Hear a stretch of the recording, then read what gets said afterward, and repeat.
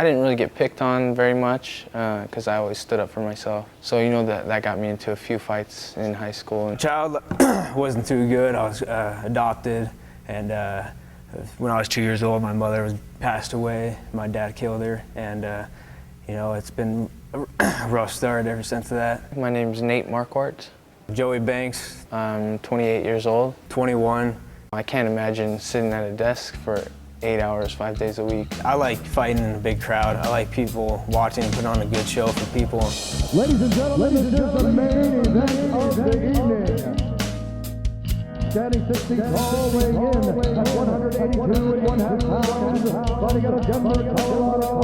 Ladies and gentlemen, Nate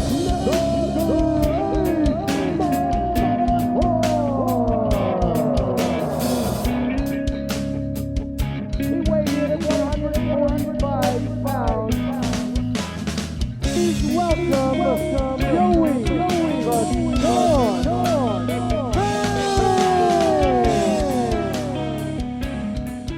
Me and my brother are extremely close. It was tough growing up with the situation that we had, but what it did was make us a lot stronger. Through mutual friends, we knew each other, and I actually didn't like Joey at all. He was really cocky. He walked around like he was the stuff.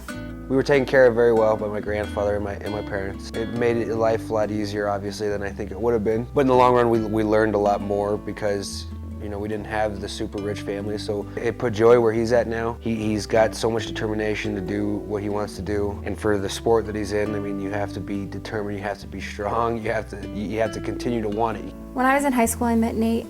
He was friends with my brother. I never really realized how big he was in Japan. I just thought that it was this competition that he did, and I really respected him because he had his daughter that he would take care of and pay for, and just loved her, but then he was also pursuing this other dream. He wasn't giving up on it. When I was 15 years old, I saw one of the early UFCs, and I knew that's what I wanted to do right from the start. And as far as my training, I'm a black belt in Brazilian Jiu-Jitsu, and I train with a lot of high-level boxers, kickboxers, freestyle wrestlers. And as far as my fight career, in Pancrase in Japan, it's a world organization. I won the title there 7 times, and I've been fighting in the UFC since 2005. And the only loss that I have was a title fight for the 185-pound belt. When I was 16 years old, I boxed for a year and never really thought of it. And played football in high school, and always street brawled, and didn't really feel like that was too good of an idea. But my older brother told me to get into MMA and thought I was a pretty good athlete. Ever since I started fighting in Japan, I realized that I can't be the best without devoting 100% of my time to training. And a big part of training is actually resting. And if you're working a day job, you just can't get the rest. I would like to train full-time, but I don't have the money. Every day in the cooler, a 30-degree cooler, cutting meat and selling meat to different restaurants. That's what I do for about 11 hours a day. Come to the gym. Usually try to put in 2 hours, maybe an hour of good hard training, and then go home, eat a little bit, and go back to sleep and do it all over again. It's definitely hard, especially in the beginning, when I'm not really making enough money to support myself or my family. You gotta travel and be away from your family and things like that. I'd have to go to Japan for 4 months and train, or go weeks at a time without seeing my wife or family or friends. Training can be hard too because he has to take these trips sometimes or I can't come. It's really hard trying to hang out with your friends, but Friday nights you're in here training instead of going to the bar. You try to kind of leave Saturday nights to hang out with your friends. With our personal relationship and the fighting, it can be really hard, and I require a lot of attention anyway, so I think we struggle with that a lot. I live with my girlfriend, so it's kind of off and on hanging out with her. I'm there for about half an hour, then I leave, so it's kind of hard for me to hang out with her. With the schedule the way it is, and with me, I'm busy, and it's hard. I miss him, every single day. I want to spend as much time as I can with him, but I understand what he's doing. The only really blood I have is my brother. We barely talk, so but we try to talk as much as we can. it just makes that time when I get to see him fight or when I see him, you know, on a holiday or something that much more special. My relationship with my brother is more positive because, you know, he loves to see me do well in a sport that he knows that I can do good, and so I think it drives him to do more stuff. I'm pretty fortunate now. I'm able to travel and take my wife tests. When I have a fight scheduled, I have a pretty strict schedule that I follow, and that makes it easy to plan family things around that because you know I'm going to know exactly when my time is off. Some of the things that affect me personally with his training and him wanting to do this is obviously less time with him, and I'd say about 80% of his time is dedicated to that. I also am very protective of Nate, and even though it isn't dangerous, I still see Nate coming home with black eyes, and I don't know what the effects of that are going to be. I don't know if as Nate gets older, his body is going to start to hurt more, or if it's going to increase the aging process. I do worry as far as that he goes to training and gets his head hit every day. I mean, he's said things to me that are kind of like, I'm going to lose my memory more quickly, and that kind of totally freaks me out. I think Joey sacrifices his time and the wear and tear on his body, especially. In the future when he's older, he's going to be paying for it dearly, I know. His body's just going to be trashed. It already is. He already comes home complaining.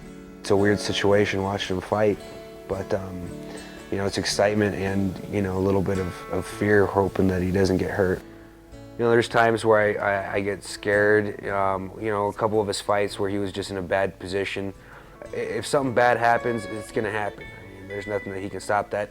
There's nothing I can do to stop that. I mean, that's part of the sport. Pretty much the week before Nate's fight, I have to be 100% his, like if he needs back rubs and just all kinds of stuff, food.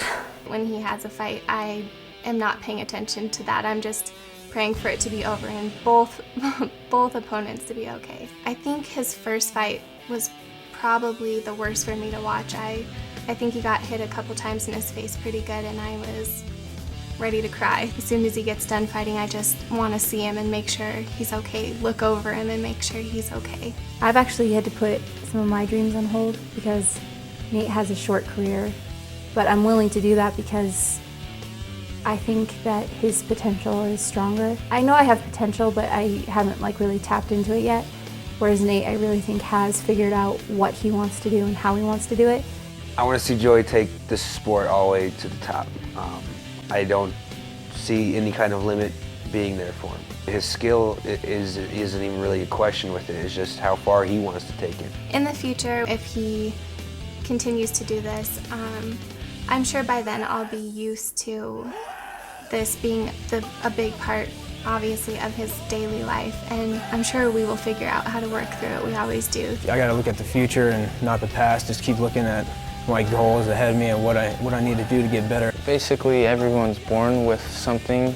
You know, I believe it's a gift from God. It's what you're born to do, and it's just something that I was born with. And I've always been a competitor. I could never picture myself doing any kind of career where I was sitting at a desk or something like that. And you know, I've had desk jobs before and was just miserable. So, you know, to me, it's fun, and that's what I love to do, so that's why I do it. He already comes home complaining all the time. This hurts, that hurts. Oh, I graduated, well, when I started fighting, I fought at 155, but I was like 150 or 148. I can make you hit me. That seems to be the only thing I can make you do. Can't make you stop driving a motorcycle or stop being stupid. I can make you punch me in the face. Hard. Except for when I stress him out before his fight, he's like, why are you doing this to me? I'm like, did you see the cuddle? And he's like, Tess, I'm fighting Anderson Silva tomorrow.